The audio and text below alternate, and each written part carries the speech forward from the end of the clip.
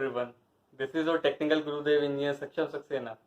सबसे पहले तो मैं उन लोगों को थैंक यू कहना चाहूँगा जिनने मेरे चैनल को सब्सक्राइब किया हुआ है, और जिन्होंने मेरे चैनल को सब्सक्राइब नहीं किया है वो मेरे चैनल को जल्द से जल्द सब्सक्राइब करें, और जिनने मेरे चैनल को सब्सक्राइब कर रखा है मैं उनसे कहूँगा कि मेरे चैनल को ज़्यादा से ज़्यादा शेयर करें, ज़्यादा से ज़्यादा लाइक करें और उसको समझें। जो डाउट्स हैं आपके उनको आप कमेंट बॉक्स में पूछ सकते हैं। मैं अपनी हर वीडियो के नीचे मैं अपने सोशल मीडिया के लिंक्स देखता हूँ, आप वहाँ मुझसे जाके पूछ सकते हैं।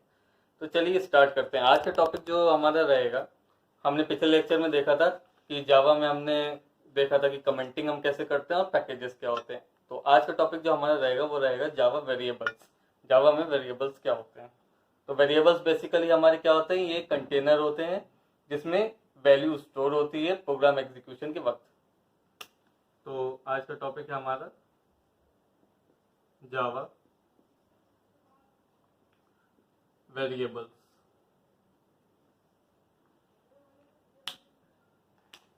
इसका एक एग्जांपल के तौर पे बताता हूँ कि एक इसमें वैल्यू कैसे स्टोर होती है प्रोग्राम एग्जीक्यूशन के वक्त। तो एग्जांपल लेते हैं। लेट सपोज ये लिखा हमने int data is equals to 100। Suppose ये हमने लिखा int data is equals to 100। तो इसमें मैं आपको दिखाता हूँ, ये जो है हमारा, ये है हमारा डेटा टाइप। और कौन सा डेटा टाइप है ये, इंटीजर। ये क्या है हमारा, ये है हमारा variable. And what is this, value of the variable. तो बहुत सिंपल सा एग्जांपल है ये। हमने आपको बताया कि कैसे जावा में हम वेरिएबल में वैल्यू स्टोर कराते हैं। ये तो सिंपल एक लाइन है। अब हम देखते हैं कि कितने टाइप के वेरिएबल्स होते हैं जावा में। जल्दी से देख लेते हैं। आई होप आपको अभी तक के जावा के सारे लेक्चर समझ में आ रहे होंगे। अगर नहीं आ रहे तो आप मुझसे कोई भी डाउट हो आप कभी भी मुझसे पूछ सकते हैं। अब देखते हैं हम टाइप्स ऑफ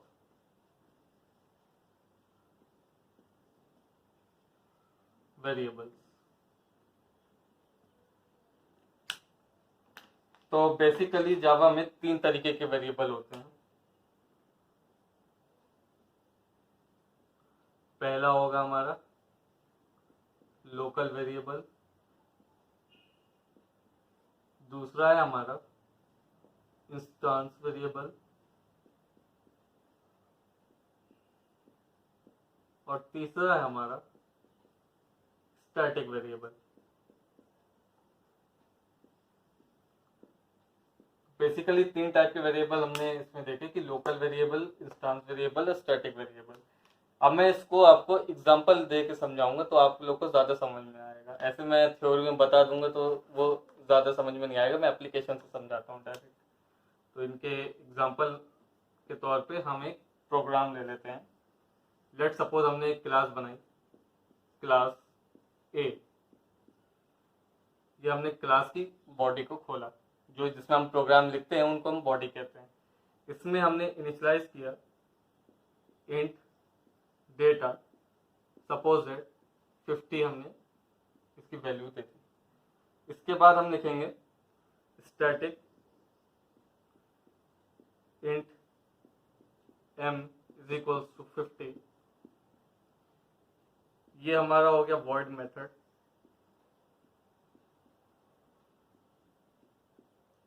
हमने वॉइड मेथड की बॉडी को खोला है क्योंकि इसमें भी जो हम लिखते हैं, हमने आपको बताया कि जिसमें हम प्रोग्राम लिखते हैं उसको हम बॉडी कहते हैं।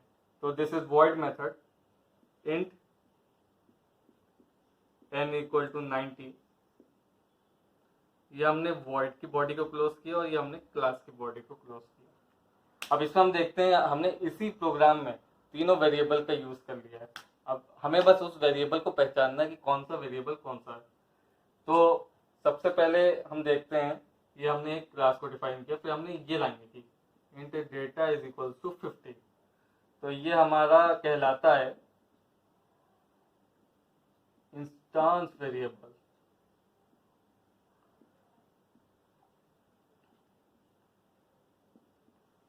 हमने उसके बाद एक लाइन लिखी, static int m is equal to 50 which is known as static variable.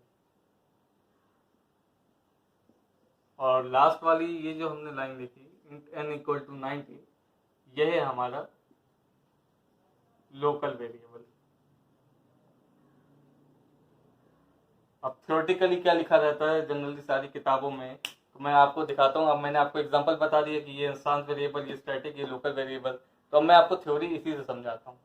तो ये जो हमने इंस्टेंस वेरिएबल लिखा है, इंस्टेंस वेरिएबल होता है जो क्लास के अंदर जो हम लिखते हैं, जो हम वेरिएबल को इनिशियलाइज करते हैं लेकिन वॉइड मेथड की बॉडी से बाहर करते हैं, वो हमारा इंस्टेंस वेरिएबल होता है। क्या बताया मैंने कि क्लास की बॉडी के अंदर करेंगे लेकिन वॉइड मेथड की बॉडी के बाहर से बाहर लिखेंगे, तो वो होता है इंस्टेंस वेरिएबल। लोकल वेरिएबल क्या है, जो कि क्लास की बॉडी के अंदर भी है और वॉइड की बॉडी के अंदर भी जो वेरिएबल इनिशियलाइज करेंगे हम, उसे हम कहेंगे लोकल वेरिएबल। और स्टैटिक वेरिएबल क्या होता है, ये स्टैटिक इंट m, जो स्टैटिक है ये स्टैटिक वेरिएबल होता है। तो आई होप आपको तीनों टाइप के वेरिएबल समझ में आए होंगे, लोकल वेरिएबल, इंस्टेंस वेरिएबल और स्टैटिक वेरिएबल। इसमें मैंने समझाया कि इंस्टेंस वेरिएबल क्या है, जो क्लास के अंदर लिखा जाएगा लेकिन वॉइड की बॉडी के बाहर लिखा जाएगा। लोकल वेरिएबल क्या है, जो क्लास के भी अंदर लिखा जाए और वॉइड की बॉडी के भी अंदर हो, उसे हम लोकल वेरिएबल कहते हैं। और स्टैटिक वेरिएबल क्या है, जिसको हमने स्टैटिक वैल्यू इनिशियलाइज कर दी है, तो वो हमारा स्टैटिक वेरिएबल हो गया। अब इसके बाद हम एक सिंपल प्रोग्राम देखते हैं। बेसिकली मैं प्रोग्रामिंग स्टार्ट कर रहा हूँ कि बेसिक प्रोग्राम, एडिशन का प्रोग्राम हम जावा में कैसे लिखेंगे।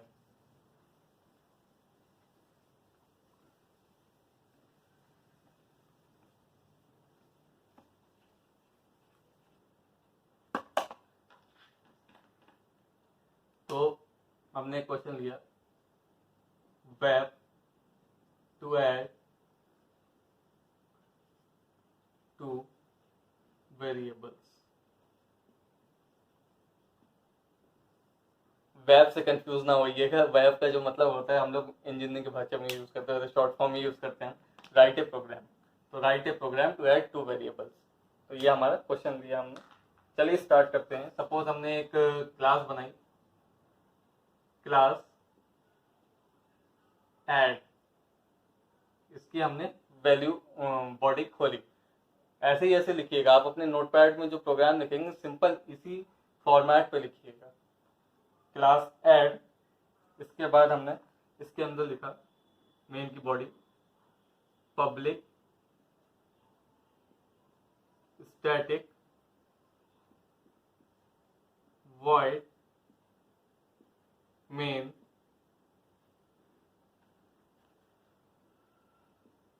स्ट्रिंग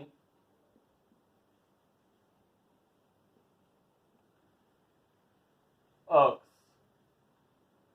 इसके बाद हमने मेन की बॉडी को खोला, int a is equals to 10, int b is equals to 10, int c is equals to a plus b। Last में लिखा सिस्टम डॉट आउट डॉट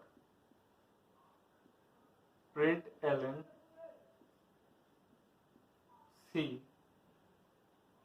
ये हमने पहले मेन की बॉडी को क्लोज किया, उसके बाद हमने क्लास की बॉडी को क्लोज किया। अब मैं आपको यहीं से सिखाता हूँ कि हम ड्राई रन कैसे सीखते हैं। ये हमने सपोज एक प्रोग्राम लिखा और ड्राई रन हम कैसे सीखते हैं, जो हम पेन और कॉपी पे लिखते हैं। जो हमारे एग्जाम्स में क्वेश्चंस आते हैं तो हमारे पास सिस्टम तो होता नहीं है, तो फिर हम उसको ड्राई रन कैसे करेंगे। तो ड्राई रन हम यहीं से आपको सिखाते हैं कि ड्राई रन का मतलब क्या होता है। तो सबसे पहले हमने लिखा क्लास ऐड, फिर उसके बाद जो पॉइंटर है, सॉरी क्लास ऐड, फिर उसके बाद जो हमारा प्रोग्राम एग्जीक्यूशन जो हो रहा है, तो वो गया मेन के पास। मेन के पास जैसे ही गया, मेन के बाद मेन की बॉडी में गया, तो int a is equals to 10, तो a की वैल्यू मतलब 10 हो गई। b इज इक्वल्स टू 10 मतलब b की वैल्यू भी 10 हमने जो है स्टोर कराई है।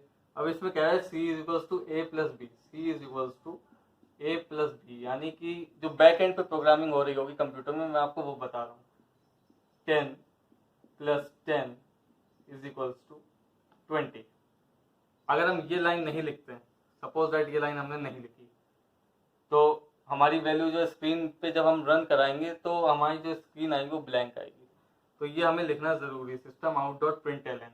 इस प्रिंट एलन में हमने सोचा कि सी की वैल्यू को प्रिंट कराएं, तो जो हमारी आउटपुट स्क्रीन पे वैल्यू यहाँ पे आएगी वो आएगी 20।